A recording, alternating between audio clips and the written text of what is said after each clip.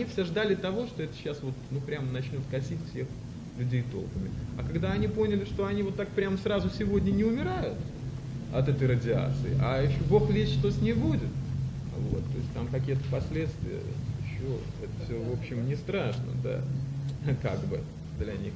И они, естественно, уже, допустим, на третий год к этому стали относиться, конечно, спокойнее. Объявлений не было. Где-то какие-то все кулуарные разговоры.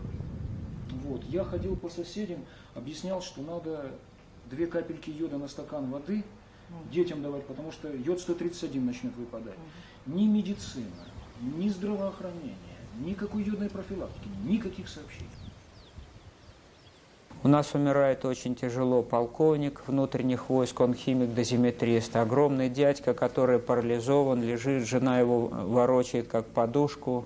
Он был химиком-дозиметристом и пережил 2 катастрофы, Челябинскую и в Чернобыльской катастрофе нужно было ходить пешком по зоне и определять границу максимальных зон заражения.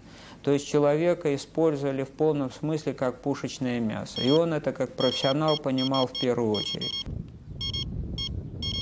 Дай, говорить, мне руку свою, батька на его, на вашу. Ну, а он обычно проверял силу. Дай, говорить, руку.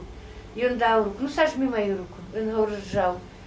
И я, говорит, так, уже, як и сжал он мне руку, я, говорит, сразу у меня все оторвалось с разини. А что ты говоришь, ну сильнее сожми, что ты так слабо жмешь? У меня силы нема. Когда произошла катастрофа, у нас в Советский Союз вызвали из Соединенных Штатов профессора Гейла. Вот. Гейл был единственный, по сути дела, в мировой практике признанный специалист по пересадке костного мозга. Вот Гейл взял на себя смелость рекомендовать в обязательном порядке аборты женщинам, которые еще, значит, не родили, даже на последних там сроках.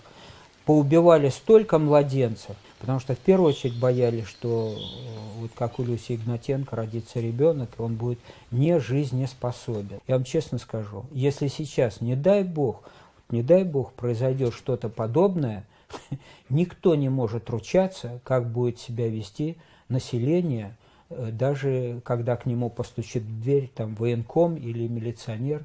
И это будет как раз вот заслуга того руководства, которое не оценило наших простых людей.